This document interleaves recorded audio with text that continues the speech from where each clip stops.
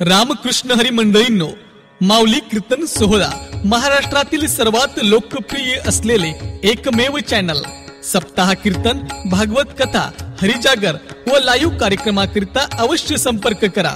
माऊली चोपडे। आमच्या पांगरापुरी गावामध्ये दरवर्षीप्रमाणे याही वर्षी ब्रह्मीभूत ब्रह्मचैतन्य स्वानंद सुखनिवासी सद्गुरू श्री संत मोतीराम महाराज यांच्या 61व्या पुण्यतिथीच्या निमित्तानं अखंड हरिनाम सप्ताह सुरुवात झाली असून आणि त्या आमच्या गावकरी मंडळी मोठ्या उत्साहात 9 दिवसाचा कार्यक्रम करीत असतात आणि माघ शुद्ध दशमीला सुद्धा ते श्री संत मोतीराम महाराजांनी चालू करून दिलेला ते सप्ताह आहे। ते पण 9 दिवसाचाच कार्यक्रम करतो। माघ शुद्ध दशमीच्या दिवशी रात्रभर कीर्तन आणि एकादशीच्या दिवशी दिवसभर कीर्तन, म्हणजे असे 24 तास नॉन स्टॉप हरी कीर्तन आमच्या गावामध्ये सद्गुरू मोतीराम महाराज, गुरुवारी मारुती महाराज दस्तापूरकर, सोपानकाका इसादकर यांनी जी सुरू करून दिलेली जी परंपरा आहे ती आजही आमच्या गावात चालू आहे। आणि आमचं गाव ढोली पांगरा या गावामध्ये उत्साहामध्ये दोन्ही अखंड हरिनाम सप्ताह चालू करतात। सद्गुरू संत मोतीराम महाराज गेले तेव्हापासून आमच्या श्रावण महिन्यात सुद्धा अखंड हरिनाम सप्ताह चालू आहे आणि सद्गुरू मोतीराम महाराजांनी सुरू केलेला तेही सप्ताह चालू आहे। मोतीराम महाराजांच्या नंतर मारुती महाराज दस्तापूरकरांनी आमच्या कीर्तनाचा एकादशीच्या दिवशी शेवट केला, त्यांच्या हातावर समारोप होतो। आणि दुसरी गोष्ट, नंतर गुरुवारी अच्युत महाराज दस्तापूरकर हेही आज अखंडपणे येऊन आमच्या सप्ताहामध्ये उपस्थिती लावतात। सर्व गावकरी मंडळीच्या वतीने सर्व महाराज मंडळीचे येणाऱ्या सर्व कीर्तनकारांचे मी मनापासून स्वागत करतो। रामकृष्ण हरी। लोचनी सुख झाले हो साजनी, तो हा विठ्ठल बरवा, तो हा माधव बरवा, तो हा माधव बरवा, तो हा माधव बरवा। सुख झाले हो साजनी, तो हा विठ्ठल बरवा, तो हा माधव बरवा, तो हा माधव बरवा, तो हा माधव बरवा। बहुत सुकृताची गोडी म्हणून विठ्ठली आवडी, तो हा विठ्ठल बरवा, तो हा माधव बरवा, तो हा माधव बरवा, तो हा माधव बरवा। बहुत सुकृताची गोडी म्हणून विठ्ठली आवडी, तो हा विठ्ठल बरवा, तो हा माधव बरवा, तो हा माधव बरवा, तो हा माधव बरवा। सर्व सुखाचे आगर बापर कुमादेवी वर, बापर कुमादेवी वर, सर्व सुखाचे आगर बापर कुमादेवी वर, बापर कुमादेवी वर, सर्व सुखाचे आगर बापर कुमादेवी वर, तो हा विठ्ठल बरवा, तो हा माधव बरवा, तो हा माधव बरवा, तो हा माधव बरवा। सर्व सुखाचे आगर बापर कुमादेवी वर, तो हा विठ्ठल बरवा, तो हा माधव बरवा, तो हा माधव बरवा, तो हा माधव बरवा। विठोबा रखुमाई, रखुमाई, रखुमाई, रखुमाई, रखुमाई, रखुमाई, रखुमाई। जय राम कृष्ण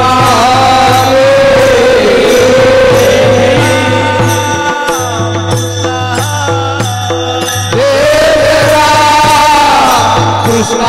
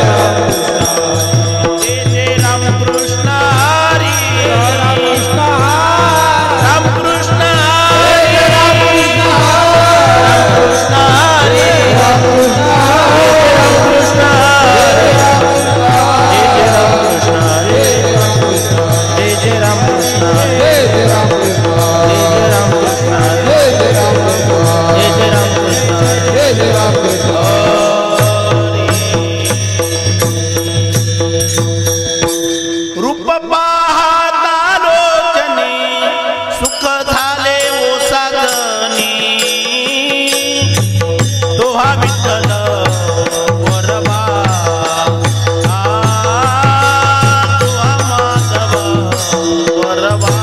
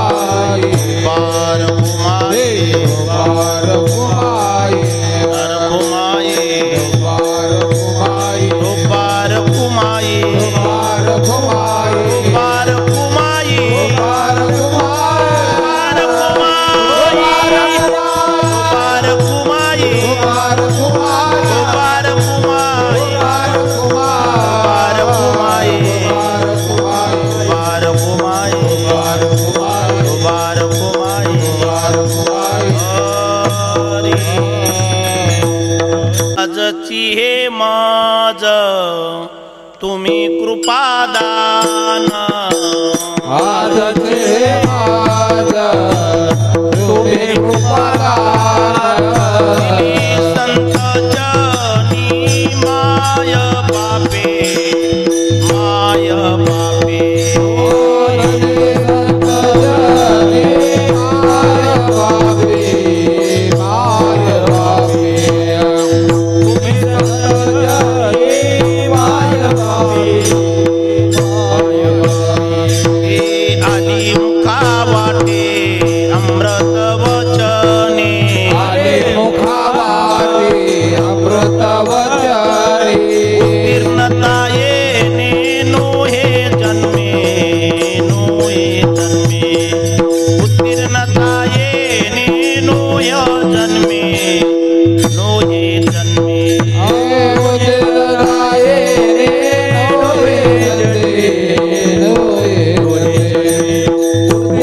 Bye.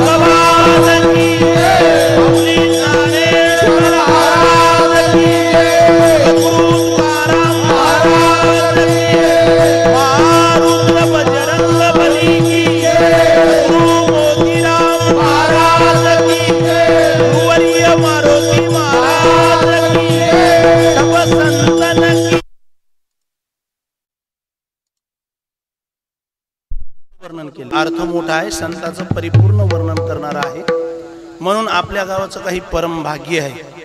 कारण संतांची सेवा करणं म्हणजे सर्वात श्रेष्ठ सेवा आहे. काही सेवा करीत असताना मायबापाची सेवा आहे, जनाची सेवा आहे, काही बऱ्याच सेवा आता माझ्या त्याच्यामध्ये श्रेष्ठ सेवा कोणती आहे? संतांची सेवा आहे. बरं, संतांच्या सेवेमध्ये जर सेवा केली तर 4-5 जणांची सेवा होती. तुम्ही म्हणसाल बरं आहे, एकाची सेवा केल्यावर जर 4-5 दुकानाचा फायदा होत असेल तर करायला काय हरकत आहे? महाराज म्हणले संतांची जर सेवा केली तर गुरुची सेवा होती, संतांची सेवा केली तर जनाची सेवा होती, संतांची सेवा केली तर देवाची सेवा होती, संतांची सेवा केली तर ब्राह्मणाची सेवा होती, संतांची जर सेवा केली तर आपल्या मायबापाची सुद्धा सेवा होती. म्हणून तुका म्हणे संत सेवा हीच देवा उत्तम. म्हणून महाराजांना सांगितलं सर्वश्रेष्ठ जर असेल संताची सेवा. आता मग महाराज आम्हाला संताची सेवा घडण्यासाठी आम्ही मोतीराम महाराज पाहिले नाही. काय काही माणसांनी इथं पाहिले असतील, मात्र काही माणसानं मोतीराम महाराज पाहिले नाही. पाहिले नसले तरी बी आपल्या वाडवडिलांना सांगितलं की मोतीराम महाराज असे होते. कसे होते? अहो त्यांचं काम असं होतं, पाण्यामध्ये राहत होते मात्र पाण्याचा बुंद लागू देत नव्हतं. तसं या जनामध्ये राहिले मात्र जनाच्या वेगळं काहीतरी त्यानं कर्तव्य करून दाखवलं. काय कर्तव्य करून दाखवलं महाराज? त्यानं कोणता स्वधर्म सोडला नाही, त्यांनी त्यांची कोणती कारागिरी सोडली नाही. त्यांनी त्यांचा जे काही कर्म असते ते कर्म चालू ठेवत असताना भगवंताकडे त्यांनी आपलं मन भगवंताच्या चरणी विलीन केलं आणि आपल्या कामाला त्यांनी वेग दिला. काय काम केलं म्हणसाल तर लहानपणापासून त्यांनी दुकानदारीवर मुनीमपणा केला. म्हणजे एक मेवण्याचं दुकान असताना त्या मेवण्याच्या दुकानावर येणं रात्रंदिवस कारभार करायचा, लागणारी ती वस्तू आणायची आणि आला तशा गिरायकाला त्याने माल देत राहायचा. मात्र पहिले गिरायक समधे सारखेच नसतात, समध्याजवळच पैसे नसतात, समध्यालाच गाता येत नाही, समध्यालाच म्हणता येत नाही, समध्यालाच वाजिता येत नाही. मात्र अशाही परिस्थितीमध्ये त्यांनी जसं आलं तसं गिरायक काढायचं. मात्र एका गिरायकाकडे थोडी उधारी जास्त झाली. मेवण्यानं बोललं मोतीरामजी इकडे या. काय म्हणले दाजी? अहो म्हणले त्याला उधार तुम्ही दिलं बऱ्याच दिवसापासून, त्यानं आपली काही उधारी आणून दिली नाही, म्हणून त्यांच्याकडून उधारी वसुली करण्यासाठी आपण काहीतरी कर्तव्य केलं पाहिजे. त्यांनी सांगितलं मी काय आणून देणार? त्यांनी सांगितलं तुम्ही मुनीमपणा करता, ज्यांनी उधारी दिली त्याला उधारी वसूल करण्याचं कर्तव्य राहिलं. आता मला सांगा, जी उधारी माणूस देते त्याच्या अंगामध्ये सामर्थ्य असते उधारी वसूल करण्याची. आता काही माणसाकडे त्यागता असते उधारी वसूल करण्याची आणि काही माणसं जोरात बोलतात. जोरात बोलली त्याची उधारी वसूल होईलच असं काही मला म्हणता येत नाही. मात्र काही माणसाकडे त्यागता असती. तसे हे थोडे गरम झाले, तुम्हाला त्या माणसाला आणावं लागतंय. म्हणून मोतीराम महाराज त्याच्या घराला गेली आणि सांगितलं बाबा रे आमच्या दुकानदाराला तू भेट दे. भेट दे म्हणल्याच्या नंतर त्यांच्या घराला आले आणि मोतीराम महाराजानं ते माणूस आणला आणि मेवण्यासमोर उभा केला.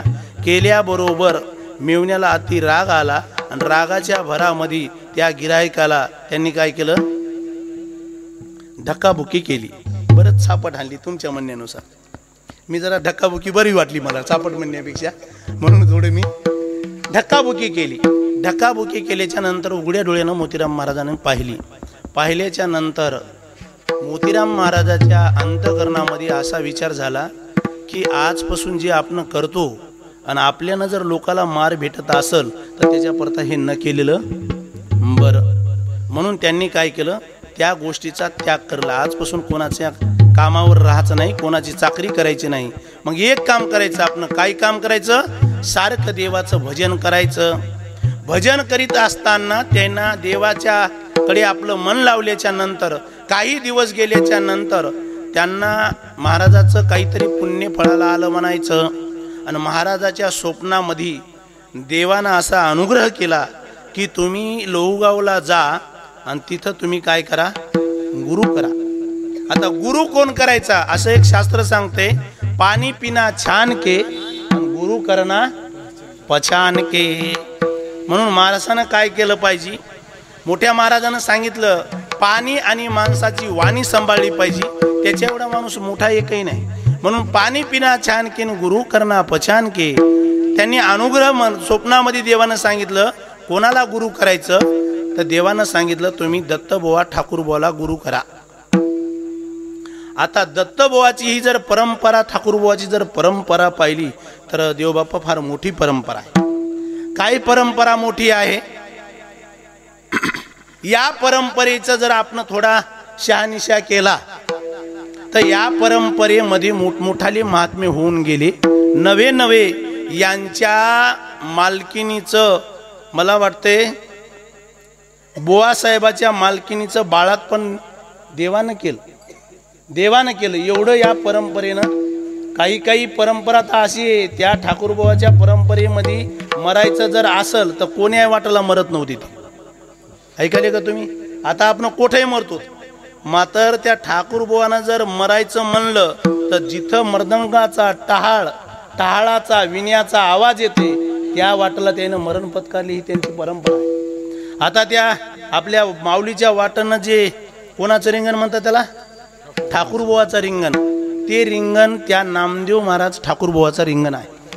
आता ते बुवासाहेबाच्या 2 मालकीनी झाल्या. ठाकूरबुवाचं घरानं लहुगावचं आणि दैठण्याचं, हे दोन्ही घराने एकच.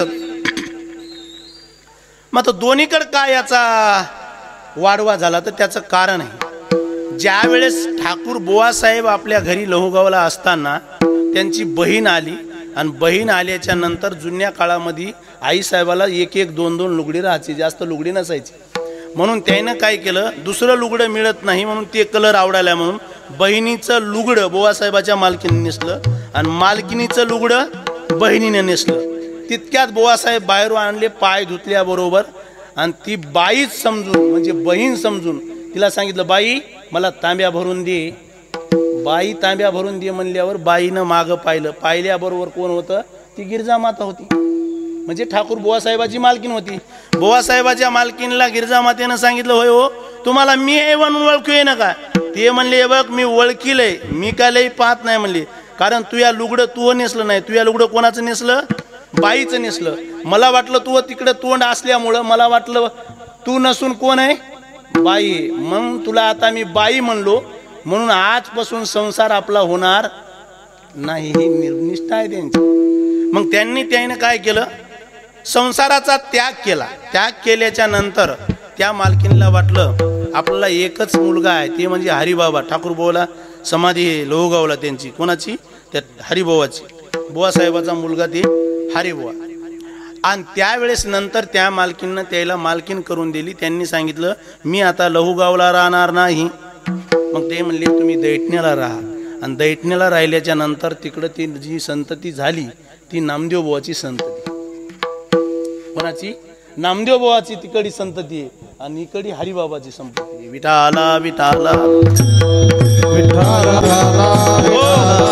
आणि त्यावेळेस बराच काळ गेल्याच्या नंतर गिरजामातेनं भगवंताच्या चिंतनामध्ये काळ घातला. आणि काळ घातल्याच्या नंतर एक ना एक दिवस माणसाला मरण पत्करावं लागतं, असं आठवून त्या गिरजामातेनं सांगितलं. समध्या देवबापासारखे मोठे मोठे माणसं बोलिले, सांगितलं, इकडे या. आजवर मी भगवंताच्या नामस्मरणामध्ये काळ घातला, आता मला वरी जायचंय, मला इथं राहायचं नाही. मग काय इच्छा आहे, काही नाही म्हणले, माझी अंतिम इच्छा आहे, मला वरी जायचंय. मग मी जात असताना माझ्या मुठमातीला माझा मालक इथं हजर राहावं अशी माझी इच्छा आहे. म्हणून काही माणसं त्या दैठण्याला गेले, बुवासाहेबाला सांगितलं, आता तुमच्या मालकीनला जायचंय, तुम्ही आता लोहगावला चला. काय म्हणालो, चला लोहगावला.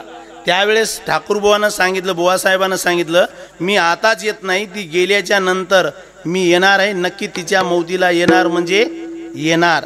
आणि त्यावेळेस माणसाने सांगितलं, बाई तुमचे मालक येणार आहेत. म्हणून त्यांनी देह ठुला. महाराज म्हणतात ना, झाकलिया घटीचा दिवा, नेनो काय झाला केव्हा, या रीती जो पांडवा देहे ठेवी. पहिले माणसं काय होत होते, त्याला जायचं म्हणलं की ते प्राणायाम करायचे, अशी पालखण मांडी घालायची, डोळे लावायचे, आणि डोळे लावून सायना असे लावले की ते ब्रह्मलीन व्हायचे, माणसं देवाच्या स्वरूपामध्ये मिळून जायचे. आता माणसं किती दिवस पडायलीत, मरण मागाले तरी मरण एवढं काही. त्यावेळेस त्यांनी सांगितलं, देह ठेवला, आणि ते त्या सरणावर असं ते तरटीवरती असं सरण रचलं, काय म्हणतात त्याला, प्रेत ठुलं. आणि प्रेत ठुल्याच्या नंतर प्रेत असं निघालं, आणि निघाल्याच्या नंतर माणसं भजन म्हणू लागली, काही महिला मंडळी हरिपाठ म्हणू लागल्या. तितक्या टायमामध्ये गिरजामाईला त्या सरणा याच्यावर बसा वाटणं, कशावर, तिरडीवर बसा वाटणं. तिनं काय केलं, सोयीनं उठली ना असं मागं पाहिलं. मी पाहिलो काय, असं पाहिलं. आणि आताच्या काळात जर असं कोण पाहिलं ते एकही माणूस थांबत नाही. तिनं असं पाहिलं, पाहिल्याबरोबर ठाकूरबुवाला वाटलं, तिला वाटायले की मी आलो की नाही, म्हणून ती पाहिली. ठाकूरबुवा जवळ गेले आणि सांगितलं, अगं तसं उठू नको, माणसं भीतील, मी तुही मुठमाती केल्याशिवाय जात नाही. हे त्यांचं कर्तव्य आहे, हे त्यांचा अधिकार आहे. आणि या घराण्यातलं मोतीराम महाराजाला प्रसाद मिळाला. ज्यावेळेस त्यानं सांगितलं, देवानं सांगितलं, दत्तबुवा लहान होते, मोतीराम महाराज वयानं मोठे होते. यांच्या मोतीराम महाराजाच्या मनामध्ये थोडं आलं की वयानं मी काय मोठा आहे. मात्र ज्ञानोबा सांगतात, जयाचे आयुष्य धाकुटे होय, बळ प्रज्ञा जिरोनी जाय, तयाचे नमस्कारी ती पाये, वडील मनोनी. ज्ञानोबा म्हणतात की माणूस जरी लहान असला तरी ज्ञानानं मोठा असला की त्यांच्या पायावर लीन व्हावं.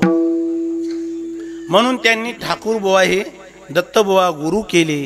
आणि गुरु केल्याच्या नंतर मोतीराम महाराजाला अनुग्रह झाला. आणि महाराज सांगतात, गुरु मिळणं म्हणजे माणसाचं काय परमभागी. गुरु हा संत कुळीचा राजा, गुरु हा प्राण विसावा माझा, गुरुविन देव दुजा पाहता नाही त्रिलोकी. म्हणून त्याला गुरु मिळाला. आणि ज्यावेळेस गुरु मिळाल्याच्या नंतर मोतीराम महाराजानं धन्यता मागितली. धन्य ही आनंदाची सापडली वेळ, सापडली वेळ, संत सजन भेटले कृपाळ, संत सजन भेटले कृपाळ, फेडीला बुद्धीचा मळ,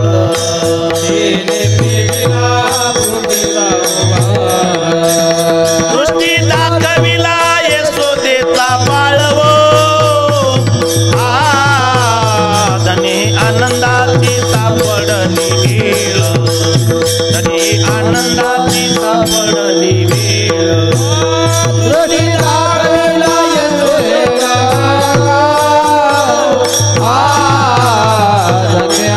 आनंदाची सापडली वेळ, आनंदाची सापडली वेळ, आनंदाची सापडली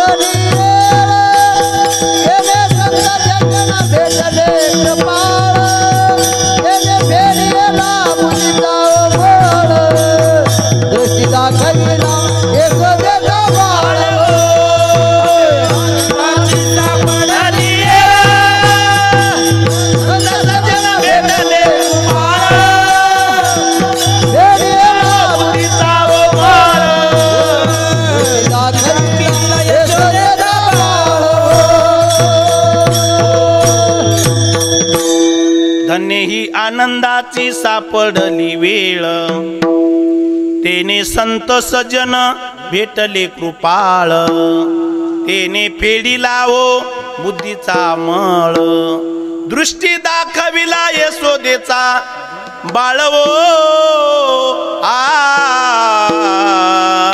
धन्य ही आनंदाची सापडली वेळ. काही गोष्टी भेटत असतात मात्र कवाय भेटत नसतात. हिरा कोण्या टायमाला भेटत नाही बरं काय. गारगोटी रोजही भेटतात मात्र हिरा भेटण्यासाठी त्याला बरंच काही तपश्चर्या करावं लागते. अजून तुम्हाला सांगतो, झाडं अनेक भेटतात मात्र चंदनाचं झाड मिळत नाही. काय म्हणालो तुम्हाला, रस अनेक भेटतात मात्र अमृतासारखा भेटत नाही बरं काय. खाणी अनेक लागतात मात्र सोन्याच्या खाणी लागत नाही. असं काय, खाणी अनेक लागतात मात्र सोन्याच्या खाणी, मग म्हणणं बरं आहे सोन्याच्या खाणी लागत नाही. सोन्याच्या खाणी जर लागल्या तर माणसं भजनही करणार नाही, कारण तोळ्यानं सोने इकाले, आता तर गुंजा नाही काय. म्हणून हे लोक भेटण्यासाठी फार तपश्चर्या करावी लागते. परिपूर्ण मोतीराम महाराजांना तपश्चर्या केली. त्यावेळेस गुरु अंगावर येत असतात. नाही तर महाराजांना सांगितलं गुरु भेटण्यासाठी फार तपश्चर्या करावी लागते. त्या एकलव्याला विद्या शिकायची होती मात्र जीवनामध्ये गुरुच मिळणं. काय म्हणालो तुम्हाला, जीवनामध्ये गुरु मिळणं. ज्या गुरुकडे गेल्याच्या नंतर त्यांनी सांगितलं बाबा मी ब्राह्मणाला विद्या शिकित, त्या क्षत्रियाला विद्या काय, कोळ्याला विद्या शिकित नाही. म्हणून त्यांनी गुरुवर निष्ठा ठेवली आणि निष्ठा ठेवल्याच्या नंतर त्या गुरुवर विश्वास ठेवला. जेवढी अर्जुनाला विद्या प्राप्त झाली नाही तेवढी कोणाला झाली, एकलव्याला झाली. ही त्यांची गुरुवर निष्ठा आहे. तशी मोतीराम महाराजाची काय गुरुवर होती, निष्ठा होती. किती निष्ठा होती म्हणसाल तर गुरुच्या शब्दापुढे एकही त्यांनी शब्द करायचा नाही. आणि ज्यावेळेस गुरुचा काही काळ जवळ आल्याच्या नंतर दत्तबुवांना सांगितलं हे जे झाड आहे हे झाड फार मोठं होणार आहे बरं काय. हे झाड फार मोठं होणार आहे आणि याचा जगामध्ये काय पडणार आहे, उजेड पडणार आहे. आज मी तुम्हाला सांगतो माणसं मोठमोठाले झाले. मग आता आपल्या इकडे टापूला जर म्हणलं तर असे 2-3 महात्मे बोटावर माजण्यासारखे झाले. ज्ञान म्हणलं काय, वेदाचं अध्ययन म्हणलं की रंगनाथ गुरुजी परभणीकड, आणि भक्तीचं माहेर घर म्हणलं, नामाचं माहेर घर म्हणलं की मोतीराम महाराज फळेकर. आणि या एवढ्या झाडाला वाढविण्याचं काम गुरुवर्य मारुती महाराज दस्तापूरकरांनी केलं. ऐसिया गुरु प्रतीक भजा कान भजा, ऐसिया गुरु प्रतीक कान भजा कान भजा, ऐसिया गुरु प्रतीक कान भजा कान भजा, ऐसिया गुरु प्रतीक कान भजा.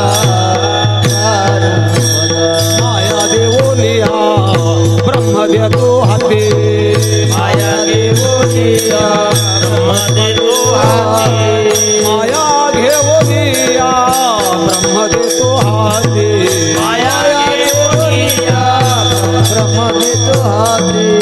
ऐसिया गुरु प्रतीक कान भजा कान भजा, ऐसिया गुरु प्रतीक कान भजा कान भजा, ऐसिया गुरु प्रतीक कान भजा कान भजा, ऐसिया गुरु प्रतीक कान भजा. माया घेवनिया ब्रह्म देतो हाती, ऐसिया गुरुप्रती कान भजा. काय म्हणते ना, माया काढून घेतात आणि आपल्या हातामध्ये काय देतात, ब्रह्म देतात, म्हणजे देवाची प्राप्ती करून देतात. महाराजांना सांगितलं, येवोनी सद्गुरुनाथे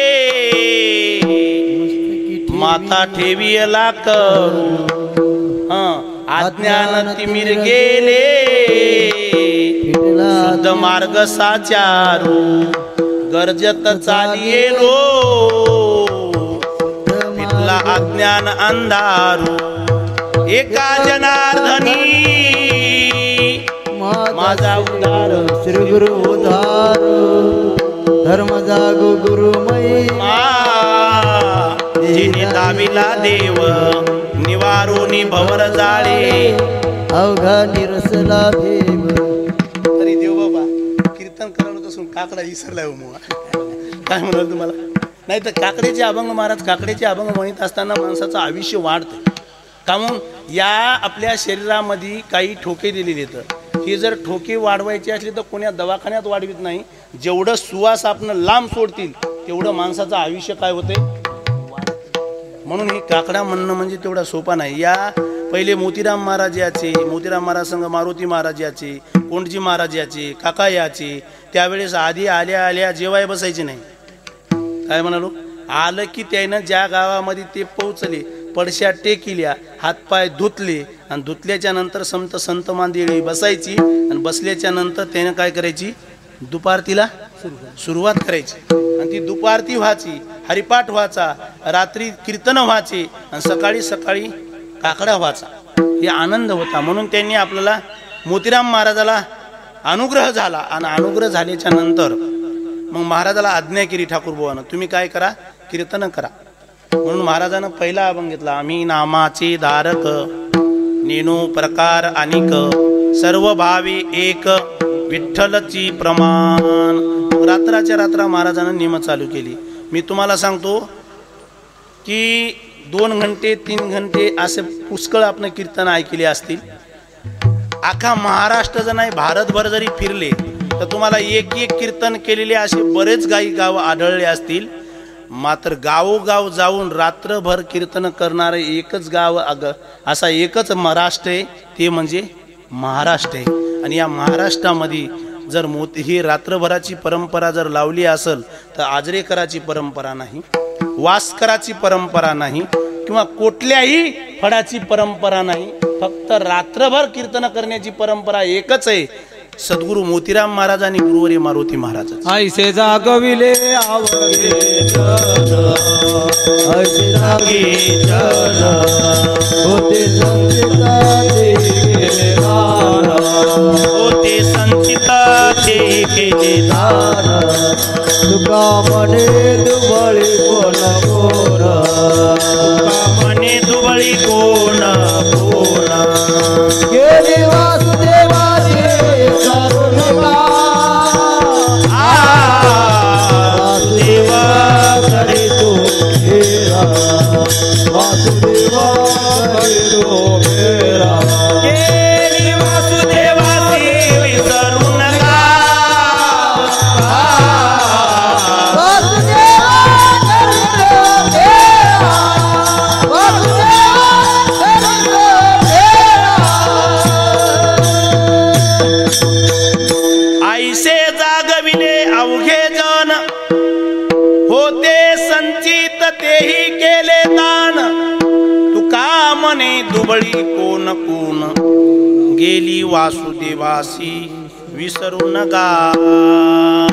म्हणून त्यांच्या शब्दामध्ये स्वतः त्यांनी भजन केलं. नेमामध्ये वागले हे लोक. काय म्हणालो तुम्हाला? नेमामध्ये वागले. असं म्हणतात मोतीराम महाराजानं कोणाच्या हातचं खाल्लं नाही. काय म्हणालो तुम्हाला? आणि पहिल्यासारखं असं थोडंच होतं. जर आता वारीमध्ये जर जायचं म्हणलं तर जुन्या काळामध्ये गाडी बैल संघ राहायचे. त्याच्या आधीचा जर काळ पाहिला तर पाठीवरच काय राहायच्या, पडश्या राहायच्या. आणि आताच्या सारखं थोडंच आल्या आल्या दिंडी आली की नाही म्हणले काय झालं, अहो ही काय याची रीत राहते का म्हणला. सकाळपासून भूक लागली माणसानं पावा म्हणला, आम्हाला वाडा म्हणला. मग आता जुन्या काळामध्ये तसं नव्हतं. दिंडी आल्याच्या नंतर माऊलीच्या तळावर समधी उभे राहायचे, समध्याची माऊलीची आरती व्हायची आणि ते पसारा पाठीवर राहायचा, गळ्यामध्ये टाळ राहायचा. आल्याच्या नंतर पाल धुंडायचा, पालापाशी पसारा टेकवायचा, हातपाय धुयाचे आणि हातपाय धुतल्याच्या नंतर त्यांनी 2-3 दगड शोधायचे. कशाला? एकूण एकाला हाणाया नाही. कशाला? स्वयंपाक करायसाठी. काही काटकं शोधायचे आणि काटकं शोधल्याच्या नंतर त्याला जाळ लावायचा आणि जाळ लावल्याच्या नंतर काय करायचा? स्वयंपाक करायचा. आताच्या माणसाला जर म्हणलं एवढं करायचं असलं, ते म्हणला महाराज काय वारी जाणं तुम्ही जाणं, पुढच्या वर्षी आमचं येणं बंद झालं. काय म्हणाल तुम्हाला? एवढे कष्ट सहन होत नाहीत. मग मी असं बंडाता त्या कराडकराच्या तोंडातून ऐकलं होतं की जुन्या काळामध्ये हे वरचा निसर्ग आहे की नाही, हे उघडायचाच नाही. काय म्हणालो? उघडायचाच नाही. जे आळंदीपासून पाणी सुरू झाला रे बापा, काला होस्तोर पाण्यानं उघडायचं नाही. 2 दिवस जर पाणी पुण्यामध्ये होतं, तुकारामजी किती दिवस होतं? 2च दिवस पाणी होतं. मला 15 माणसाने विचारलं असेल, महाराज राहा का गावाकडे जाऊ? काय म्हणा, काय झालं? अहो म्हणलं काही पाणी पडण्याची रीत आहे का? अहो तसं नाही. आताच तरी पाणी साधारण पडते. पहिला पाऊस कसा पडत होता? मुसळधार पाणी पडत होता. मात्र तरी बी त्या घोंगड्याला आणि त्या वाकळायला अक्षरशः आसाड्या पडत होत्या. मात्र त्यांनी नेम ठुले नाही. हे लोक नेमानं वागले म्हणून ते जरी वैकुंठ स्वानंद सुखनिवासी झाले असले तर महाराजाचे नेम अजून लोकांना सोडले नाही. का म्हणून त्याचं एकच कर्तव्य आहे, महाराज नेमानं वागले म्हणून नेम सोडले नाही. असं म्हणतात गंगाला जरी पूर आला तर मोतीराम महाराजांना म्हणायचं पलीकडल्या कडला मुवा काय नियम आहे. म्हणून त्यानं भरलेल्या पुरामध्ये काय टाकायची? उडी टाकायची. नाही तर उद्या तुम्ही म्हणसाल टाका आम्हाला उडी. काय म्हणालो? उडी टाकायची. आणि उडी टाकल्याच्या नंतर काही भजने जवळजवळचे राहायचे. त्याच्यात काहीचं लग्न झालेलं राहायचं, काहीला लेकरं झालेले राहायचे. त्याच्यात जे लग्न झाले नाहीत का त्याला ते काय म्हणायचे? बापा तुम्ही जा म्हणायचे, तुम्हाला लेकरं बाळा झाली. अहो कामुनीनं झालं. अहो एवढा मोठा पूर आहे, त्या पुरातून जायचं कसं? असं म्हणल्याच्या नंतर मोतीराम महाराजांना सांगायचं फक्त इकड्याकडला आणि इकड्याकडला कोणीकडं सांगू नका. मी जसं सांगतो तसं मया माग या. म्हणून खालून जमिनीनं गंगा मातेनं कोणाला वाट करून द्यायची? मोतीराम महाराजाला वाट करून द्यायची. काय म्हणालो तुम्हाला? त्या पिंगळगडामध्ये काय त्या संतांचा पावर सांगा मला. माऊली महाराज सांग म्हणले आता काय याचा अधिकार सांगा. त्या पिंगळगडामध्ये बरेच काही भजने गेली आणि पिंगळगडाला पाणी 2 परस पाणी आलं.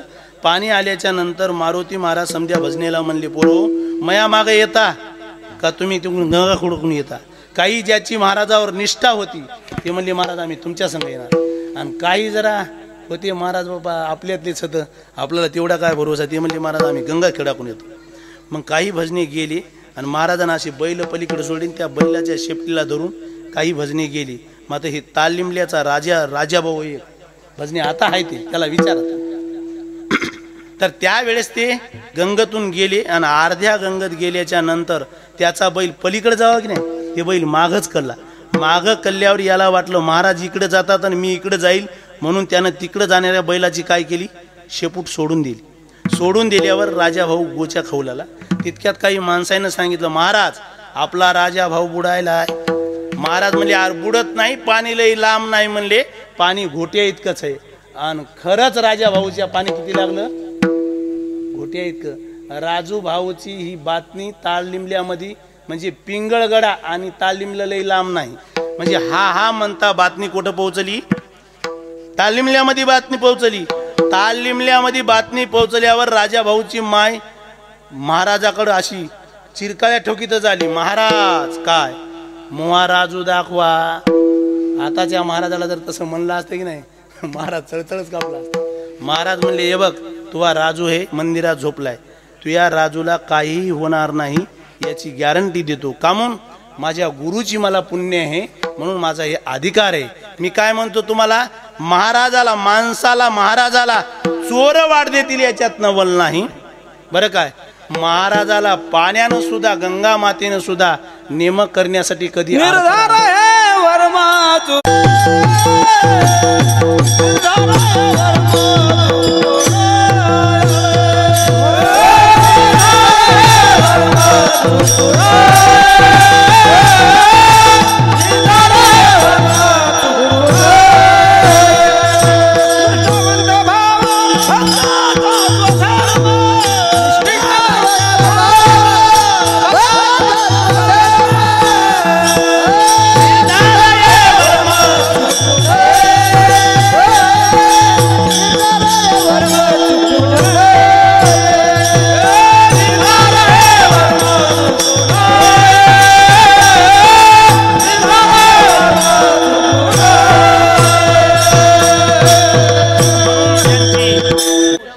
महाराजाची ठाकूरबावर निष्ठा होती, गुरुवर्य मारुती महाराजाची महाराजावर निष्ठा होती.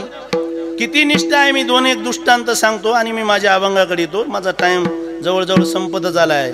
आम्हाला 9 वाजतूरच करायचे, जवळजवळ 9:30 वाजले असतील, 8:30. ज्यावेळेस महाराजांना रात्रभर नेम करायचे आणि महाराज आपल्या गावात ज्या दिवशी याचं त्या गावामध्ये माणसं प्रफुल्लित राहायचे. आज आमच्या गावाला काय म्हणायचे, ते नेम आहे, आमच्या गावाला नेम आहे. म्हणून माणसाने जुन्या काळामध्ये समजा घुगऱ्या म्हणा, जे काही असेल, पीठ असेल, कोणाच्या तर कन्या असेल, समध्यानं ते समजा जमा करायचे आणि महाराजाचे नेम करायचे. महाराजाचा नेम पडू द्यायचा नाही. मात्र ज्या घरी मध्ये इकडं गंगथडीला गाव आहे, मला गावाचं नाव सांगता येणार नाही, मात्र त्या गावाला मोतीराम महाराज जात होते. आणि ज्या दिवशी नेम होता, काय महाराजाचा अधिकार होता, हे तुम्हाला मी एका मिनिटात सांगण्याचा प्रयत्न करतो. की महाराजाचा अधिकार एवढा होता, ज्या घरी महाराज जात होते त्या घरी 2 नवरा बायको असल्याच्या नंतर एकच त्याला पोरग होतं. किती होतं? आणि त्या पोराला ताप आला. कोणता ताप असते, ते मोठा ताप असते ना, डेंगू ताप आल्याच्या नंतर ते पोरग मरण पावलं. मरण पावल्याच्या नंतर सकाळी 4 वाजता त्याचा मृत्यू झाल्याच्या नंतर त्या दोघा नवरा बायकोला असं कळालं, आता लढायचं नाही. आणि आता जर लढलं तर पुऱ्या गावाला कळलं, आणि गावाला जर कळालं तर आपल्या इथं आज महात्मा येणार आहे. आणि महात्मा जर आपल्याला जर लढलं तर महात्मा आपल्या गावाला येणार नाही. पुन्हा वर्षभर महात्म्याचा आपल्याला काय घडणार नाही, दर्शन घडणार नाही. म्हणून त्यांनी समजा त्याग करून टाकला. आणि तेवढं मोठं वैसेची शेवटी एकची बा वांजोटी, ती मोहाची त्रिपुटी नाचू लागे, असं लेकरू झालं. फार आवडतं लेकरू झालं. आणि तेवढं लेकरू दोघा नवरा बायकोनं या हृदयावर दगड ठेवला आणि त्या लेकराला पलंगाच्या खाली झाकून टाकलं. झाकून टाकल्याच्या नंतर महाराजाची पडशी आली. महाराजांना हातपाय धुतले आणि हातपाय धुतल्याच्या नंतर दोघाही नवरा बायकोने असा चेहऱ्यावरला मूड जरासाही कमी होऊ दिला नाही. मात्र महाराजाला कसं कळालं हे देव जाणे. कारण साधू संताला जो ज्ञानेश्वरी माणूस रात्रंदिवस वाचित आहे त्या माणसाला दुसऱ्या माणसाच्या मनात काय हे आपोआप कळतंय. बरं का? ऐका तुम्ही, तुम्हाला पुरावा देतो. मानस जाणी जे बोले, झाड जाणी जे फुले, कर्म जाणी जे केले, पूर्वजन्मीचे. माणसाच्या मनात काय हे महाराजानं ओळखिलं. आणि महाराजानं ताट मांडायच्या टायमाला दृष्टांत बोलत बोलत काढल्याच्या नंतर सांगितलं, अहो तुमचा बारका दिसन झालाय. त्यावेळेस त्या दोघा नवरा बायकोने सांगितलं, महाराज आम्ही त्याला राय म्हणलं होतं, मात्र पोरगा ऐकलं नाही म्हणले. सध्या पोराची पोरबुद्धी असल्यामुळं ते म्हणलं की मला मामाच्या इथे जायचंय, म्हणून ते पोरग मामाच्या इथे गेलं. मामाच्या इथे गेल्याच्या नंतर महाराजानं सांगितलं, तुमच्या घरी नियम आहे आणि पोरग मामाच्या इथे जाते हे कधीही शक्य होणार नाही. खरं सांगा मला काय काम आहे, नाही तर मी तुमच्या घरी जेवणार नाही. आता मात्र त्या दोघा नवरा बायकोचा विलास बंद झाला आणि जे माईचं वात्सल्य आहे देवबाबा ते जागरूक झालं. ज्या वेळेस माईनं हुंदका दिल्याबरोबर माईच्या डोळ्यातून पाणी खळ खळ खळ खळ गळायला लागलं. आणि त्यावेळेस बापाचा हुंदका दोघं नवरा बायको लढायला लागले. माईनं आली पळत आणि मोतीराम महाराजाच्या पायावर डोकं ठेवल्याच्या नंतर डोळ्यातल्या आसरूनं मोतीराम महाराजाच्या पायावर थेंब गळायला लागले. मोतीराम महाराजांना सांगितलं, बाई काय झालं? म्हणली, महाराज आमचं लेकरू सकाळीच 4 वाजता काय झालं, मृत्युमुखी पडलं. बरे मग म्हणले मृत्युमुखी पडलं म्हणल्यावर तुम्ही येदोळ सांगाव की नाही? ते म्हणले, महाराज आम्ही जर जगाला कळीलं असतं तर तुमच्यासारखा महात्मा आमच्या घरला आज येत नव्हता, मग आम्हाला तुमचं दर्शन होत नव्हतं. असं म्हणालो. म्हणले आज जरी लेकरू जरी झाला असेल तर तुमच्याच कृपेमुळे झालं, म्हणून तुमची आमचं लेकरू गेलं तर हरकत नाही, मात्र आमच्यावरली तुमची कृपा कमी होऊ नये ही आमची निष्ठा आहे. काय म्हणालो? आणि त्यावेळेस महाराजांना सांगितलं लेकरू काढा. आणि मग सोयीनं त्यानं ते पलंगाखालचं लेकरू काढलं आणि काढल्याबरोबर त्या लेकरावर नजर टाकल्यावर ते लेकरू काय झालं, बाळा पोटी मायरी गेलं, बाळा पोटी मायरी गेलं, बाळा पोटी मायरी गेलं. वेले माणूस जिंदा उठविलं, वेले माणूस जिंदा उठविलं, वेले माणूस जिंदा उठविलं, वेले माणूस जिंदा उठविलं. वेले काळा देगा दिलं, वेले काळा देगा दिलं, वेले काळा देगा दिलं,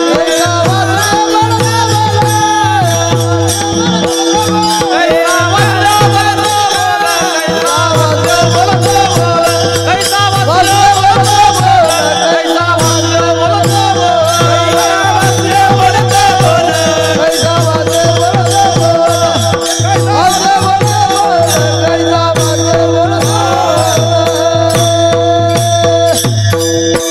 शाबास. इथं परीक्षा घेणारा माणूस आहे आपले देवबाप्पा समोर बसले. नंबर 1. आता आपले तर काही कमी नाही सध्या. समधी भजनी मंडळी, तुकारामजी या कार्यामध्ये राहतात, समधी पुन्हा समधी भजनी मंडळी, त्याच्यात पुन्हा 2-4 महाराज आहेत. हीच महाराजाची परंपरा आहे. महाराजांना गावोगाव जाऊन कार्य काय केलं, समधी लोक भजनाला लावली, गावगाव भजने झाली. आज कोणी कोणी संस्थेमध्ये गेलं नाही, मात्र पदशीर बोलतात, या काहीतरी महाराजाची पुण्य आहे म्हणायची. महाराजांना सांगितलं, बाळा पोटी मायेरी गेलं, मेले माणूस जिथे उठविल, वेळ काळाची ग्रासी लगा, कैसा वासुदेव बोलतो बोल. अशी आमची परंपरा आहे. नाहीतर जगद्गुरु तुकोबारायाच्या कीर्तनामध्ये बी एकदा कीर्तन चालू होतं आणि जगद्गुरु तुकोबारायाची भजने किती होते? 14 जण भजने असल्याच्या नंतर एका भजनेचा एकच मुलगा होता.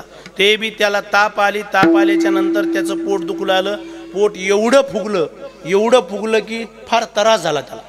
त्रास झाल्याच्या नंतर लेकरू तडपड करायला लागलं आणि त्याचा बाप काय म्हणला, मालकीनला म्हणला बघे पैसे घे दवाखान्यात ने, आणि मी महाराजाच्या कीर्तनाला गेल्याशिवाय मला करमत नाही, मी कीर्तनाला जाणार. अहो ती म्हणली पोराचं दुखायले कीर्तनाला राहा, आणि एकदा माणसाला कोणतंही व्यसन लागलं की ते काही सुधरू देत नाही. मग कोणतंही असू द्या, भजनाचं असू द्या, काही असू द्या. त्यावेळेस ते भजनाला कीर्तनाला गेले आणि लेकरू जास्त तडफडायला गेले.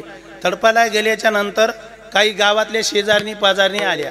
लेकरू लढू लागलं, माये लढू लागली. एका शेजारने विचारलं, बाई लेकरू रात्रपासून लढायले हो, मग एवढं लेकरू लढत असताना याला कुठंतरी तुम्ही दवा दुवा द्यायला पाहिजे. ती म्हणली काय करू, मी एकटीच आहे म्हणली. मग तिनं गुन्हानं बसावं की शेजारीनं. ती म्हणली याचा बापाला म्हणावं की तुया आता जी बाई लेकरूचं तळमळ करायले आणि अशा टायमाला तू मला कुठे गेला म्हणल्यावर ती काय चांगली बोलली असेल थोडीच काय. ती म्हणली याच्या बापाचं काय घातलं कीर्तनाला गेला म्हणली. त्याचा बाप गेल्याच्या नंतर मग म्हणली एक काम कर. काय काम कर, काय नाही म्हणली, हे लेकरू उचल. कोणाच्या कीर्तनाला गेलाय, तुकाराम महाराजाच्या. आणि हे लेकरू उचल आणि कोणाच्या कीर्तनामध्ये नेऊन टाक, तुकाराम महाराजाच्या कीर्तनामध्ये नेऊन टाक. आणि त्यावेळेस त्या बाईनं लेकरू घेतलं आणि महाराजाच्या समोर आणून टाकलं. टाकल्याबरोबर महाराजांना विचारलं, बाई काय झालं. म्हणली महाराज याचा बाप आहे तुमच्या कीर्तनाला उभा. काय म्हणालो, याचा बाप आहे तुमच्या कीर्तनाला उभा आणि तुमच्या शब्दाला परमान म्हणालाय ते याचा बाप आहे. आणि हे लेकरू जर मेलं तर या बापाची तर सोय लाईतेच, आता तुमची सुद्धा सोय लावते. त्या काय म्हणालो, तुमची सुद्धा सोय लावते, याची तर सोय लावतेच, माता तुमची सुद्धा सोय लावते. त्यावेळेस महाराजांना सांगितलं, बाई हे लेकरू मेलं तर माझी सोय लावशील, आणि तो लेकरू जर उठलं तर याचा बापाला माझ्या संग धाडती काय. नाही महाराज तसं कसं जमलं. अरे मग काय काम आहे मला सांगा तुम्ही. हायबत बाबा एकदा वाचून आले त्या पारद्याच्या तावडीतून देव बाबा. त्यावेळेस ज्ञानोबा राहिला, त्यानं आणच वाहिली, आजपासून मी घरला जाणार नाही. म्हणून ते लेकरूकडं पाहिल्याच्या नंतर देवाचा धावा केला. जशाला तसं लेकरू उठून बसलं. नाही तर त्या आम्ही इकडं औंड्याकडे गेलतो कीर्तनाला देव बाबा. त्याने विना घेतल्याच्या नंतर मी त्या माणसाला म्हणलं, तुम्हाला कालची एकादश आहे, आजचा सोमवार आहे, एकादश विना घेऊ नका, तुम्हाला सण होणार नाही. मग त्यानं ती विना घेतल्याबरोबर अर्ध्या कीर्तनामध्ये त्यानं असे डोळे केले, बडेल कुणांग खाली टाकून दिलं. टाकल्याबरोबर त्याची मालकीन तिथून तड उठली. उठल्याच्या नंतर गल करीत त्या माणसाकडे आली. मी म्हणलं, मावशी खाली बसा. तर त्यावेळेस ती मावशी काय म्हणली, महाराज ते पळलेलं आहे ते मोहा मालक आहे. काय म्हणली, ते पळलेलं आहे ते मोह मतार आहे, पळलेलं आहे ते मोहा धनी आहे. हे बघा मया धन्याला काही दिवसाखाली झटका येऊन गेलेला आहे, अटॅक येऊन गेलेला आहे. बऱ्याच दिवसापासून गोळ्या चालू आहेत. काहीतरी कीर्तनानं कल्याण होईल म्हणून मया मालकानं तुमच्या कीर्तनामध्ये इना घेतला आणि मोहा मालक खाली पडा. आणि मोहा मालक जर या कीर्तनामध्ये मेला तर तुमच्या कीर्तनाची नीट वाटच लाईती म्हणली. काय म्हणालो. आता मी तिला म्हणलं, बाई आमची अशी काही परंपरा आहे, कीर्तनामध्ये माणसं उठलेत, माणसं मरत नाही. आता मज साह्य येथे करा देवा,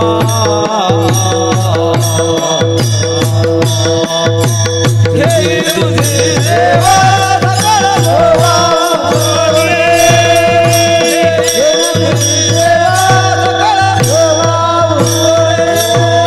आता मज साह्य येथे करा देवा,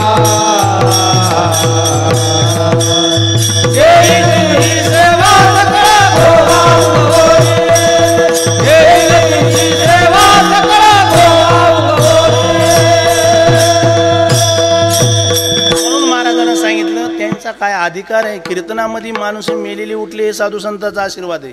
दुसरी गोष्ट त्यांनी जे म्हणलं तसंच कार्य करायचं. आता मला एक दृष्टांत द्यायचा, मारुती महाराज दस्तापूरकराचा. ज्यावेळेस पद्मावतीचं नंतर महाराज पद्मावतीवर सलाप टाकायचा होता, त्यावेळेस देशमुख साहेबांना सलापाचं काहीतरी मटेरियल दिलं. त्यांचं नाव काय, सुनील देशमुख काहीतरी, अशोकराव देशमुख, बरोबर आहे ना, अशोकराव.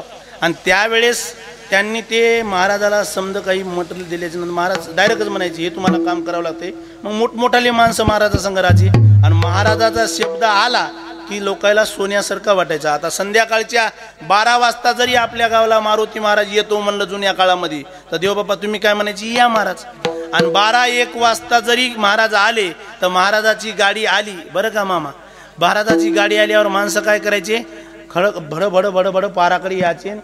1 वाजता माणसं असे कीर्तनामध्ये काय करायचे, जसं काय संध्याकाळच्या 6ला कीर्तन झाले सुरू असे माणसं डुलायची बरं का. 1 वाजता जरी आली तर एकही माणूस झोपी जायचा नाही.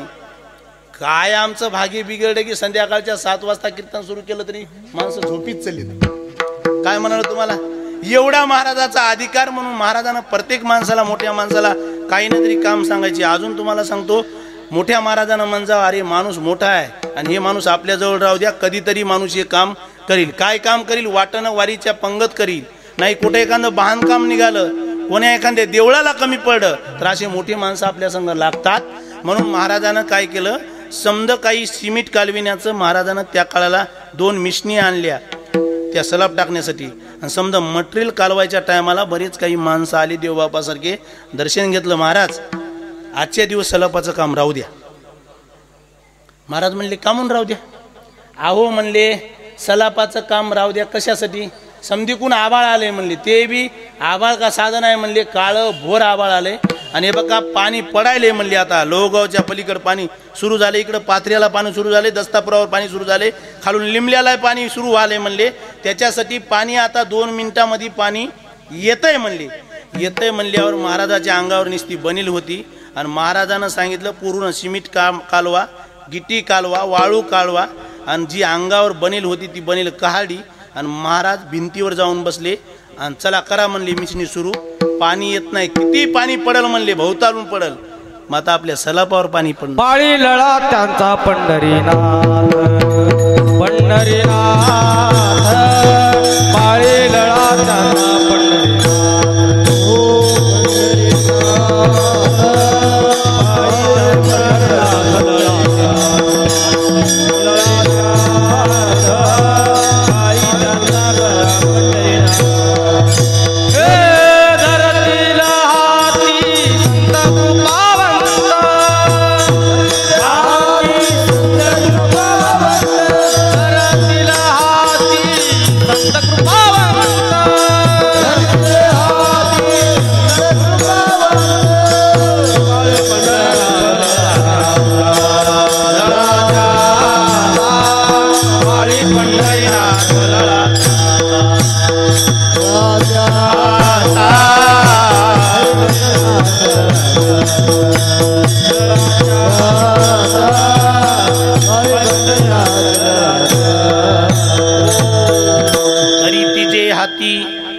संत कृपावंत पाळी पंढरीनाथ लळा त्यांचा.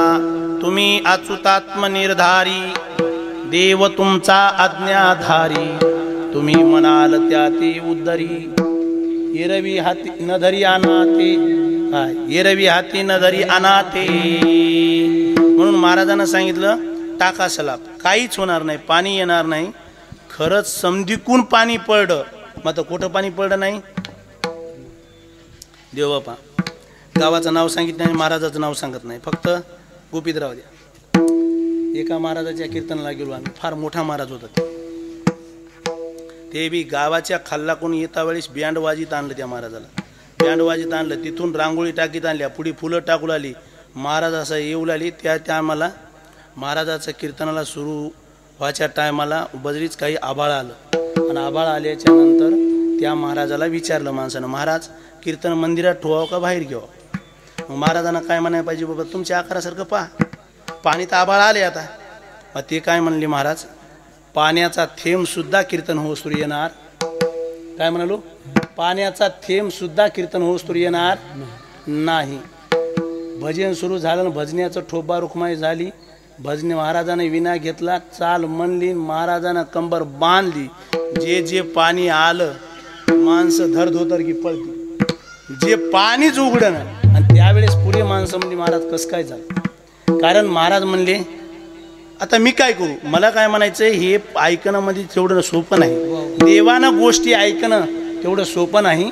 म्हणून गुरुवर्य मारुती महाराजाची एकही शब्द देवानं कमी होऊ दिला नाही. ज्या माणसाला इथं आंबडापूर म्हणून गाव आहे त्यानं कितीतरी सेवा केल्या, रान भरपूर, समधी काही संपत्ती भरपूर, मग आता काय नाही, संतती नाही. जवळची माणसं म्हणली महाराज याला असं लेकरू बाळ नाही म्हणले. तुम्ही म्हणा होतंय, काय म्हणा होतंय म्हणले, होतंय म्हणा. आणि खरंच महाराज म्हणले तुम्ही लावा मारुतीच्या पाराला चिरा, होईल तुम्हाला हिरा. आणि खरंच त्याला हिरा झाला. त्याचं नाव हनुमान ठुलं. आज मोठे मोठे माणसाला महाराजांना काय केलं, शब्द दिला की ते देवानं खरा केला. आणि तीच सद्गुरू मोतीराम महाराज असतील, गुरुवारी मारुती महाराज असतील, श्री संत कोंडजी महाराज असतील. कोंडजी महाराजांना तर रुपया जरी दिला आणि 12 खर्चले आणि 4 जरी उरले तर परत वापस केली, ही त्यांची हे. आणि त्याच परंपरेत आता गुरुवारी मालकही करीत. आता उद्या आता दादाची पुण्यतिथी आहे. आता आमच्या तुकारामजीनं फक्त मालकला बरंच काही त्याच्यावर महाराजाच्या दादाच्या पुण्यतिथीबद्दल टाकलेले, म्हणून उद्या किती पर्व काळ आहे महाराज. ही परंपरा पहा तुम्ही. अहो गुरुच्या तिथीवर जाणं म्हणजे तेवढं सोपं थोडंच आहे देव बाबा. आमच्यात एक लक्ष्मणराव म्हणून होते, नागोराव महाराज बहादुरेची शिष्य होती.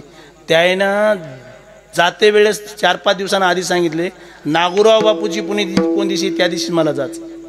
म्हणजे ज्या दिवशी नागोराव बापूची पुण्यतिथी होती त्याच दिवशी ते गेले. म्हणजे गुरुच्या तिथीला. अजून तुम्हाला सांगू काय, नाथ महाराजाच्या श्रेष्ठीला, नाथ महाराजाची पूर्ण परंपरा असेल ती श्रेष्ठीलाच गेली. दुसरी तिथी त्याला काय त्यांनी निवडलीच नाही. समध्या तिथीमध्ये उत्तम श्रेष्ठी त्यानं जाणली, परिपूर्ण त्यांनी श्रेष्ठीला देह ठुला. तीच मोतीराम महाराजाची परंपरा आहे. जसं काकानं सुद्धा सांगितलं होतं, श्रावण महिन्यामध्ये मोतीराम महाराज गेले बरं का. आणि पुढी आषाढ सुद्धा द्वादशीला गुरुवारी मारुती महाराज गेले. या दोघांच्या मधात मला जायचं. काय म्हणालो, इकूनही गुरु असला पाहिजे, सद्गुरू आणि इकून श्री गुरु. म्हणून काय म्हणालो तुम्हाला की ही परंपरा छोटी नाही. मग अशा परंपरेची आपल्याला भेट होणं म्हणजे महाराज म्हणतात परम भाग्य समजायचे. संत भेटती आजी मज, तेने झालो चतुर्भुज, दोन्ही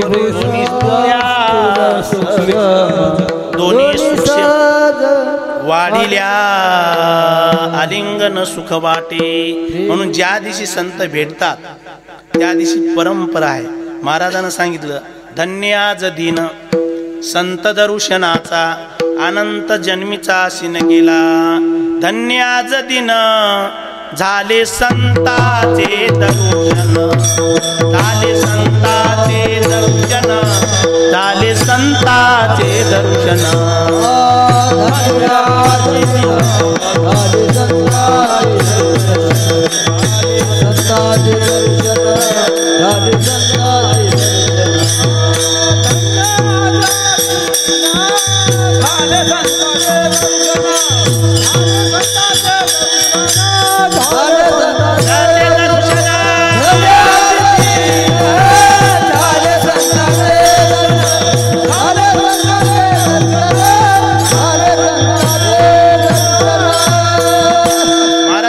भेटल्याच्या नंतर आम्हाला फायदा सांगा. महाराजांना लई फायदा मोठा सांगितला. काय सांगितला, ज्या दिवशी आपल्याला संत भेटतात महाराजांना सांगितलं पुण्य फळले बहुता दिवसा, भाग्य उदयाचा ठसा, झालो सन्मुख तो कैसा, संत चरणी पावलो, संत संगती देई चरण सेवा, जेणे हा तुझा विसर न पडावा, हाची भाव माझी आजीवा, पूर्वी देवा मनोरथ. काय फायदा, पापा तापा झाली तुटी, दैने गेले उठा उठी. म्हणून त्यांची कृपा व्हायला पाहिजे. आता ती दान देतात. महाराजांना सांगितलं संत मायबापासारखे असतात आणि ते दान करतात. 2-3 गोष्टीचं दान करतात बरं का. तसं दानात गोष्टी सांगितल्या महाराजांना. भूदान केलं पाहिजे, गोदान केलं पाहिजे, वस्त्रदान केलं पाहिजे, तांबूलदान केलं पाहिजे, अन्नदान केलं पाहिजे. मी म्हणणार होतो माझं शेवटी मागून ठेवणार होतो कारण ते फार मोठं महागाचं आहे. देवबाबा म्हणाले स्वर्णदान केलं पाहिजे. महाराज आम्ही सोनदान द्यायला तयार आहोत. मग आता कोणाला देव, आमच्या देवबाबाला देऊन टाका. काय म्हणालो तुम्ही, स्वर्णदान केलं पाहिजे. अहो केलं काय, नरगराजानं गाई दान केल्या त्या गाईला दान करीत असताना त्या गाईचे शिंग आपल्या गाईसारखे नव्हते. कशाचे होते ते? सोन्याचे होते. पायातले खुर नव्हते, ते कशाचे होते? सोन्याचे होते. असे काही दान करणारे दाते होते. सोनं दान दिलं त्यानं. मात्र सोनं जरी दान दिलं असेल, जी गती प्राप्त व्हायची ती गती प्राप्त झाली नाही. काय म्हणालो? काही माणसं सोने दान देणारे असं नव्हतं. ते एक शमिक राजा होता.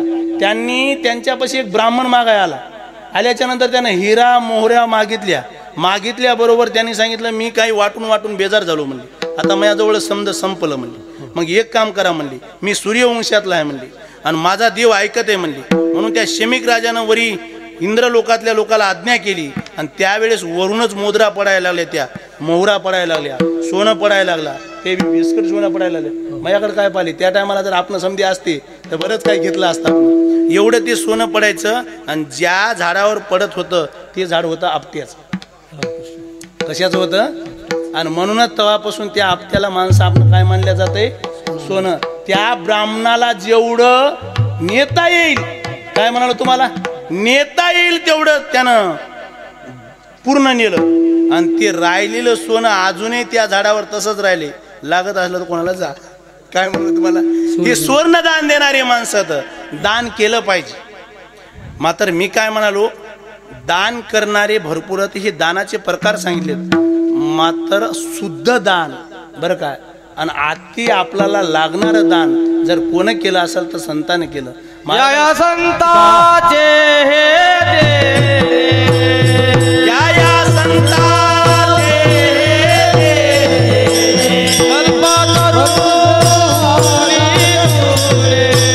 कल्पतरू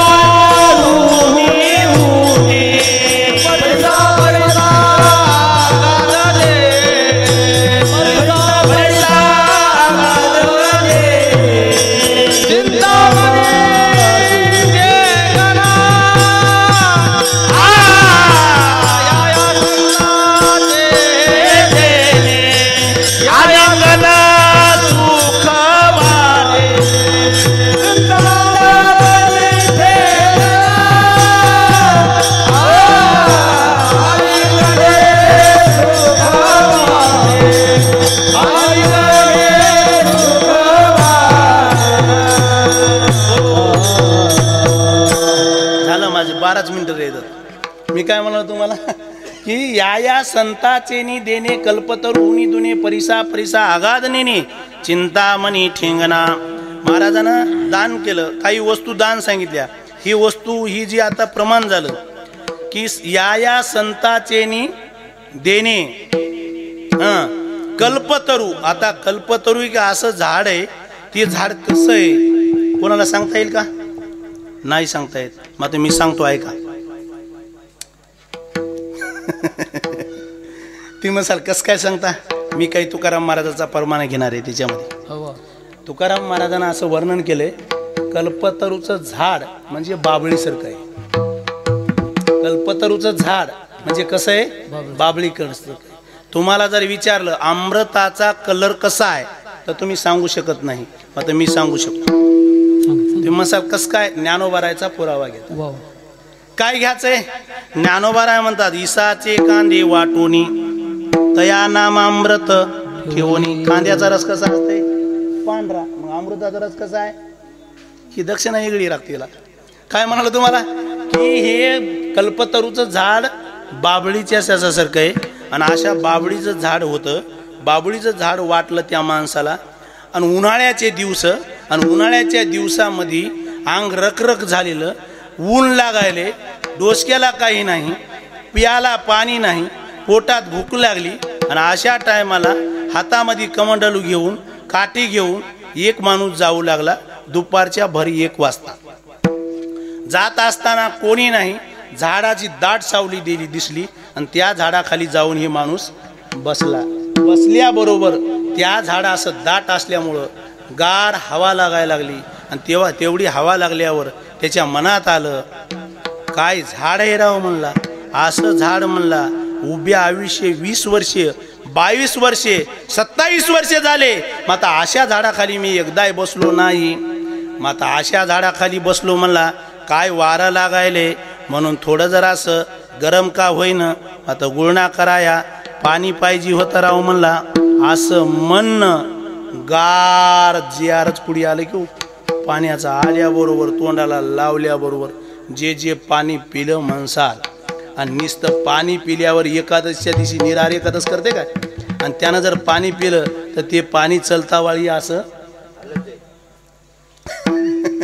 हालत आहे आणि अशा हालणाऱ्या टायमाला पाणी पिलं आणि त्याच्या मनात आलं एवढं पाणी मी चांगलं पिलं मात्र जराशी शेळी काय होईना मेथीची भाजी काय होईना गाईचं दूध काय होईना आता थोडं खाला पाहिजे होतं काय आता सोडायचा टाइम झाला की खाला पाहिजे होतं असं म्हणणं काय 64 प्रकारचा बेत आला काय काय आला मला विचारू नका एवढा प्रकार आला आणि आल्याच्या नंतर जेवण केलं मोठे महाराज म्हणायचे खाऊन लोळाव आणि मारून पळाव म्हणून थोडं त्याला विश्रांती करा वाटू लागली आता खाली ढेकळं बुडू लागली अशा टायमाला त्याला वाटलं मोठका का पलंग येईन मग आता येवाव पलंग म्हणल्याबरोबर सागवणी पलंग आला आणि सागवणी पलंग आल्याच्या नंतर आथराया आलं आणि आल्याच्या नंतर त्याला असं वाटलं इकडं पाहायला लागलं तिकडं पाहायला लागलं त्याला वाटलं माणूस तर कोणी दिसन झाले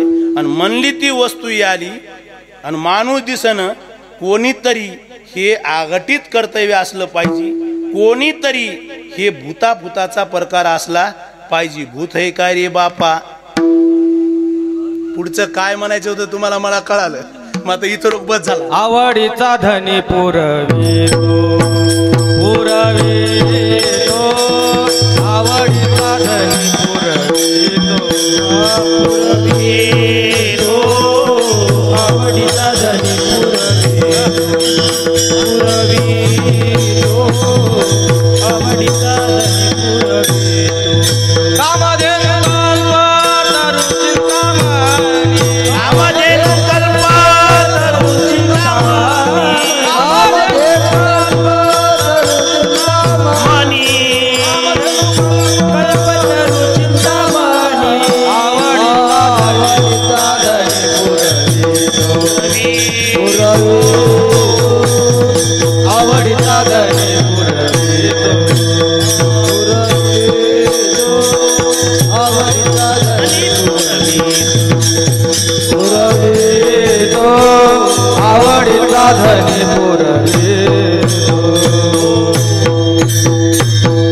महाराजांना असताना विचार केला एवढं सामान्य आले म्हणलं एवढं मागितलेल्या वस्तू आल्या हे कोणाचा प्रकार असला पाहिजे इथं भूतच असलं पाहिजे तवर तर त्या भूताचे माग पाय पुढी हात दात लांब लांब यानं अंग टाकलेलं तवर तर ते भूत त्याला येऊन असं त्यानं राम राम घातला बापा रे हे भूत दिसायले म्हणला आणि असं म्हणतात भूत भेटल्यावर माणसाला खाऊन टाकतंय हे मला खातंय काय रे बापा म्हणल्याबरोबर त्यानं उचललं टाकलं तोंडामध्ये आता ते झाड कशाचं होतं कल्पतरूचं होतं चला दुसरा दृष्टांत कोणता आहे परिसाचा महाराजांना सांगितलं परिसाचा जर विचार केला तर या संताला परिसाचं काहीच महत्व वाटत नाही आमच्या नामदेवरायानं गंगमध्ये गेले चंद्रभागीमध्ये गेले अशी वाळूच उचलली अवघेची वाळवंट परिस केले अवघेची वाळवंट परिस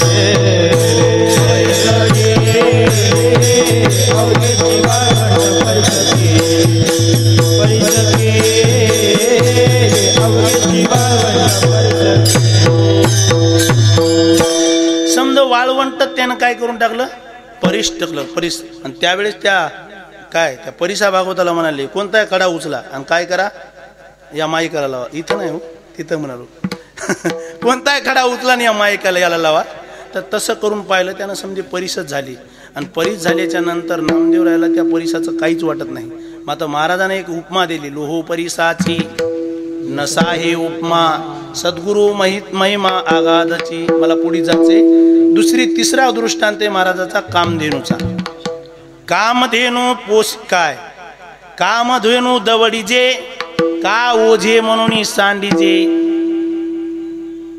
अशी गोरी चिंतामणी लेवीजे की ओझे म्हणून सांडीजे हा न पोसावे म्हणून दवडीजे कामधेनू अशी ज्ञानोबाची गोई आहे.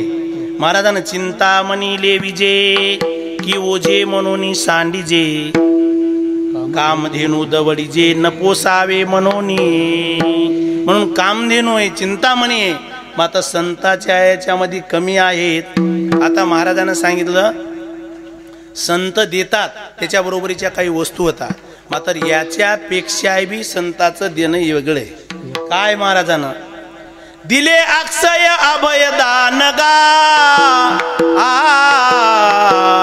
म्हणून आलो या देशा केले उपकार सांगू मी काय बाप न करी आईसी माय धर्मी त्याचे देखील पाय दिले अक्षय अभयदान गा घातला दुकान देती आली या सीदान संत उदार उदार भरले अनंत भांडार या संता परीस उदार त्रिभुवनी नाही थोर माय बाप सहोदर इष्ट मित्र सोहिरे दिली संत जनी माय बापे माय बापे दिली संत जनी माय बापे माय बापे दिली संत जनी माय बापे माय बापे दिली संत जनी माय बापे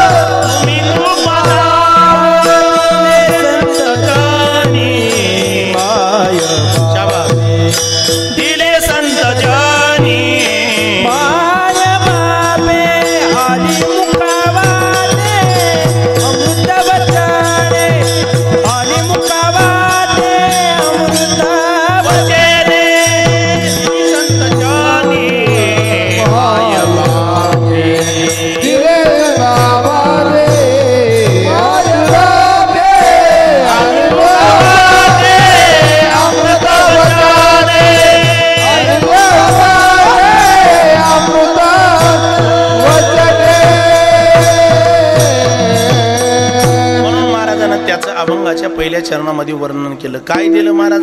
संतानं कृपा केली. काय केली? कृपाया केली संतजनी माझी अलंकारिली वाणी प्रीती लाविली कीर्तनी तुका चरणी डोळतसे. आता 2-4 प्रकारच्या कृपा लागतात. कोणाकोणाची? अंतकरणाची कृपा लागती, शास्त्राची कृपा लागती, देवाची कृपा लागती आणि संताची कृपा लागती. बरं काय, आता मी तुम्हाला मुद्दे सांगून ठेवणार. आता हे समजा सांगणार नाही मी, कारण आता टाइम संपलाय आमचा. याच्यावर केलं तर जसं टायमाच्या पुढे नको आपलं. मग महाराज ते देणार आहेत. आता काही गोष्टी अशा, आता काही लोक देणारेच. एक वर्ग असा आहे देणारच आहे, एक वर्ग निसता घेणारच आहे, देणार नाही घेणारच आहे. एक वर्ग असा आहे देणारही नाही आणि घेणारही नाही. एक वर्ग असा आहे देणारही बी आणि घेणारही बी. आता हे 4-5 7-8 मुद्दे झाले. आता कधीतरी योग लागल्याच्या नंतर सांगण्याचा प्रयत्न करू.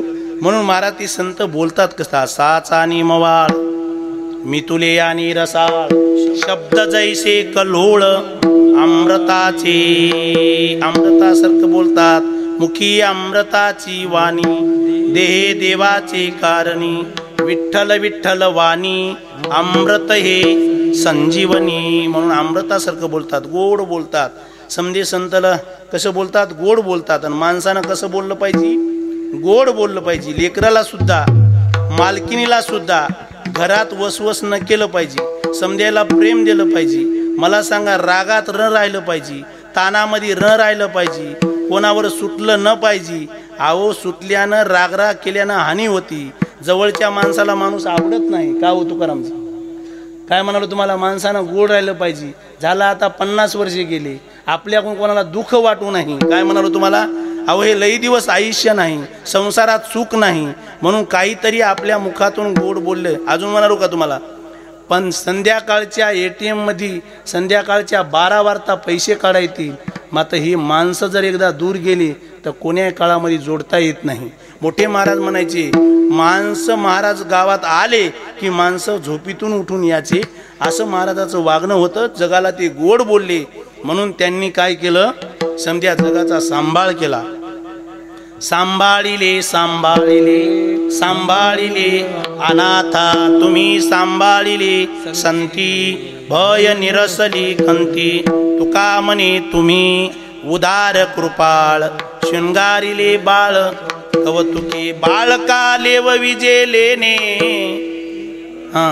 तयाचे सुख बाळकाय जाणे ते सोहळा भोगणे माऊली दिठी डोळा घालोनिया पाये अलंकार ठेवादाई थोर करोनिया करोनिया. ज्यावेळेस ते माईच्या लेकराच्या डोळ्यामध्ये माय काजळ घालती, पावडर लावती आणि पावडर लावल्याच्या नंतर बिनली घालती. इथं काय राहते, बाजूबंद घालती आणि पूर्ण ती अशी उचली. ती मला एवढा सांगा, एवढा त्याला शिंगार केल्यावर ते शिंगार जे केलाय ते बाळाला बरं वाटावं म्हणून का माईला बरं वाटावं म्हणून? माईला बरं वाटावं. हे बघा, बाळ चढला की बाळाला काही महत्व नाही त्याचं चलण्याचं.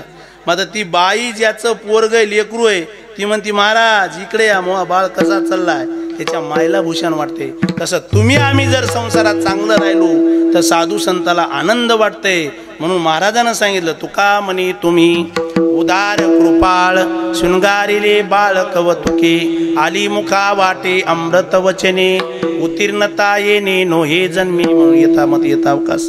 जशी मला परमेश्वरानं बुद्धी दिली, सद्गुरू मोतीराम महाराज, मारुती महाराज, कीर्तन केसरी हरिभक्तपरायण गुरुवारी अच्युत महाराज, तुम्हा थोर साधू संत मंडळी जशी कृपा झाली त्या नियमामध्ये बोलण्याचा प्रयत्न केला. एखादा शब्द बाजूला गेला असेल ते माझ्या वाणीचा दोष आहे.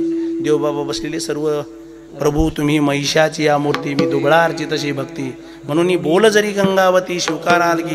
इकडे आमचे मर्दंगाचार्य आहेत, त्याच्यामध्ये आमचे गणेशराव चोपडे महाराज यांनी आज माऊली कीर्तन सोहळा ते बी सुद्धा आले, त्यांची उपस्थिती लाभली. सर्व महिला मंडळी विनेकरी आहेत, इकडं चोपदार होतं, सर्वाची सेवा आहे. आमच्या तुकारामजी भाऊ म्हणले, महाराज त्यांचं असं सांगणं असते, महाराज ही तुमची तारीख टाकली, मी काय म्हणणं असते, तारीख किती हे नाही काय म्हणतात ते, महाराज ही तुमची तारीख टाकली म्हणजे महाराजाचं प्रेम आहे.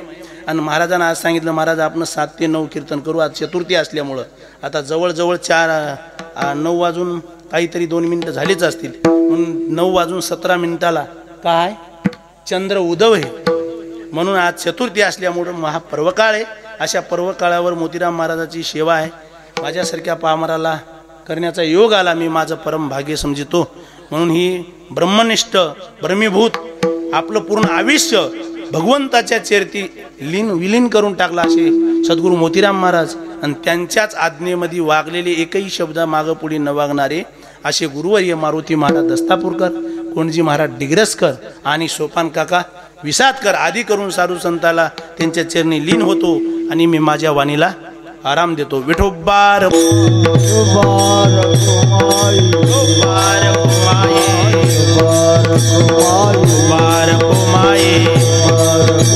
ज्ञानेश्वर मावली ज्ञानराज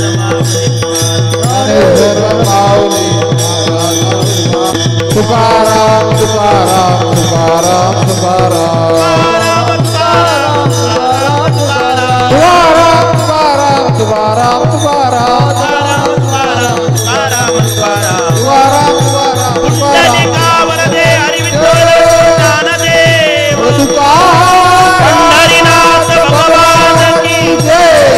मोतीराम महाराज की जय, मारुती महाराज की जय, संतन की जय, पार्वती पते शिवाराय छत्रपती शिवाजी महाराज की जय.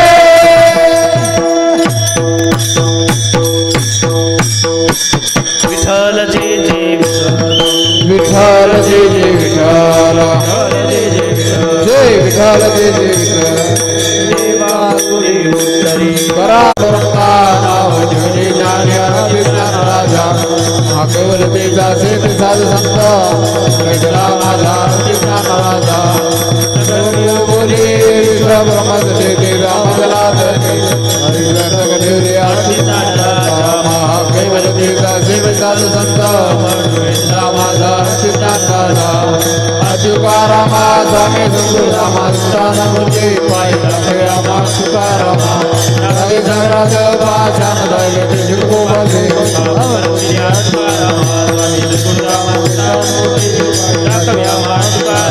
हे तुकिता तुळनेसी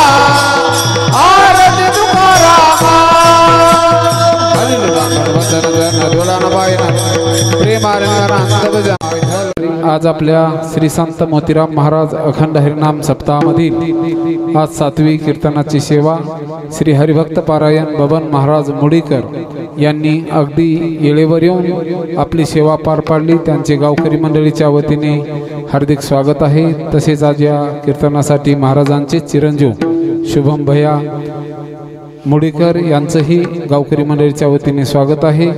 जमलेल्या सर्व भजनी मंडळी श्रोते मंडळीचे स्वागत आहे। आणि त्याचबरोबर उद्या असे कार्यक्रम होणार आहेत। उद्या आपल्या ब्रह्मीभूत स्वानंद सुखनिवासी ब्रह्मचैतन्य सद्गुरू श्री संत मोतीराम महाराज यांचा उद्या पुण्यतिथीचा सोहळा आहे।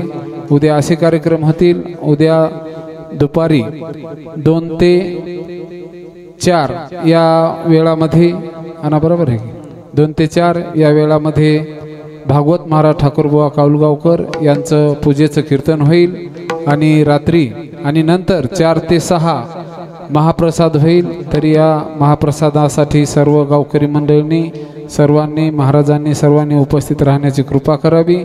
आणि उद्या रात्री ठीक 9 ते 11 हरिभक्त पारायण राम महाराज सुगावकर यांचं हरिकीर्तन होणार आहे। आणि सकाळी 8 वाजता आपल्या दिंडी मिरवणूक आपल्या महादेव मंदिराकडे जाणार आहे। आणि महादेव मंदिरासमोर गोल रिंगण सोहळा सुद्धा आसवाचा म्हणजे घोड्याचा गोल रिंगण सोहळा होणार आहे। महिला मंडळी पुरुष मंडळींनी या आपल्या मिरवणुकीमध्ये सर्वांनी उपस्थित राहण्याची कृपा करावी अशी आपल्याला विनंती आहे। आणि आता यादव सखाराम ढोणे यांच्या घराकडे प्रत्येक घरी एक आमंत्रण आहे। सर्वांनी आपण महाप्रसाद घेण्यासाठी जाण्याची कृपा करावी। ज्ञानदेव तुकाराम ज्ञानदेव